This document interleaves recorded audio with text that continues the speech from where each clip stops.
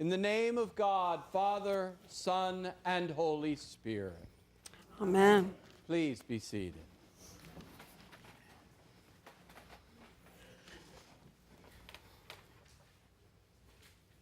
One of the questions that endures after reading this miraculous story from the 9th chapter of John's Gospel, a question we cannot avoid: are we also blind?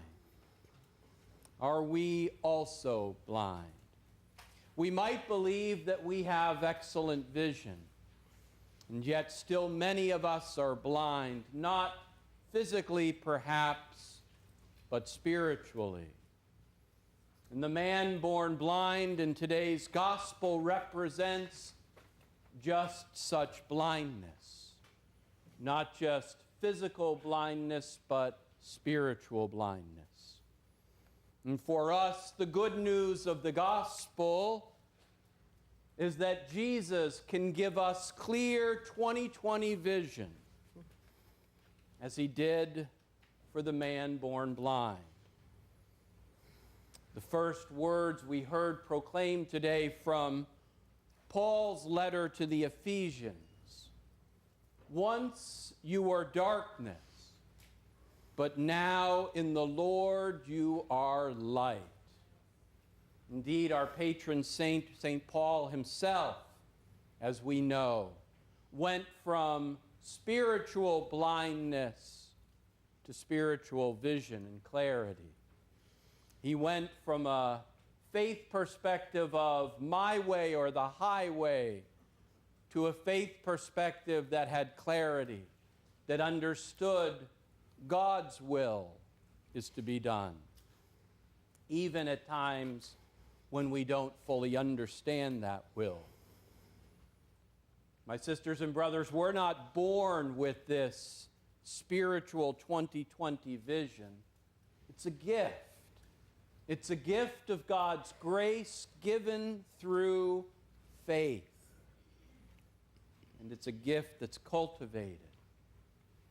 Like the man born blind in today's gospel, like St. Paul, Jesus seeks us out. He sees us and he seeks us out. He sees us, he seeks us out, and he invites us. He invites us out of darkness into the light. He invites us out of spiritual blindness and invites us into a life lived with spiritual clarity, with spiritual 20/20 vision. And coming to this spiritual vision is a journey. It's not really a singular moment. It's a journey that takes time to unfold.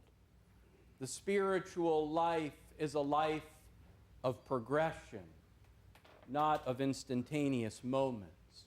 We see that in the magnificent journey of the man born blind in today's gospel. His journey was not only from physical blindness to physical sight, but we see unfold in this 9th chapter of John's Gospel his journey from spiritual blindness to clarity. In verse 11, the man born blind calls Jesus a man. In verse 17, Jesus for him becomes a prophet. The man born blind refers to Jesus later in verse 33 as a man from God. And finally, in verse 38, he calls Jesus Lord, and he worships him. As we grow in wisdom, age, and grace, our understanding, like that of the man born blind in today's gospel, our understanding of Jesus evolves. Ideally, we journey from knowing about Jesus to knowing Jesus. The journey of spiritual blindness to spiritual clarity. One of those journeys is rather well known in the life of a man by the name of Reverend John Newton. The Reverend John Newton was a former slave trader turned Anglican priest, perhaps best, though, known as the author of the great Christian hymn, Amazing Grace. And yet there are many misconceptions about the life and particularly the conversion of John Newton. In fact, John Newton's own conversion experience, his own going from spiritual blindness to clarity, didn't happen instantly and completely in a singular moment. For John Newton, as it is for many of us, his was a journey rather than a moment coming to spiritual clarity. Newton's conversion began on a journey home after being rescued from captivity in West Africa. He was a sailor, a seaman, and he wasn't popular among his fellow crew members. In fact, so despised was he that they abandoned him in West Africa, left him on his own, took off, and there, in a little village in West Africa, he was conscripted into servitude for a local princess. Finally, his father was able to put together a rescue team that sailed from England to the west coast of Africa. They found him, they rescued him, and it was on the journey back home to England that John Newton had what was the beginning of his conversion. There, off the coast of Ireland, before settling safely in harbor in England, the boat got into trouble. It sprang a significant leak, and it looked like it would sink. Newton talks about that being a moment where he prayed to the Lord to rescue him and the whole crew from this awful sinking ship. The story has it that miraculously the ship's cargo shifted, and it shifted over a hole in the hull, covered that hole, allowing the ship to stay afloat, and the ship slowly and gradually drifted to safety. That experience Newton took as a sign from God, but it did not immediately cause him to change all of his ways.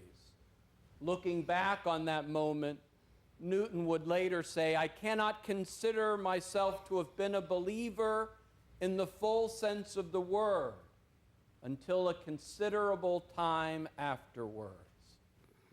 Indeed, even after this moment when his conversion began, Newton sailed 3 more journeys carrying Africans to the West, to the New World as slaves.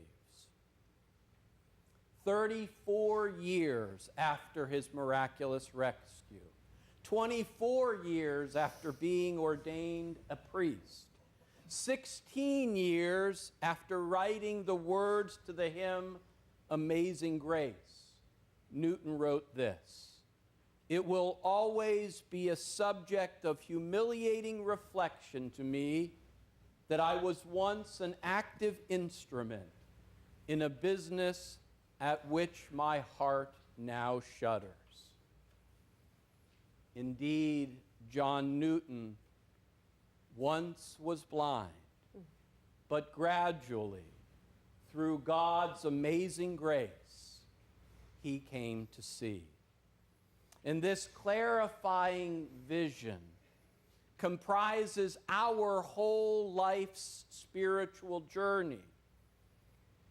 The spiritual life is a journey from spiritual blindness and darkness into the clarity and the light that Christ wishes to give us.